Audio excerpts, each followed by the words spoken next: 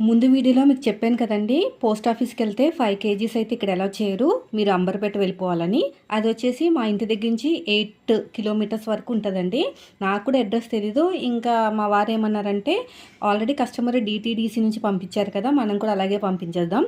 ఇంటి పక్కనే ఉందండి, ఎలాగో ఆఫీస్కి వెళ్తున్నారు కదా, దారిలో దింపేసి నేను డ్రాప్ చేసి వెళ్ళిపోతాను అని చెప్పారు. అలాగే వెళ్తున్నాం.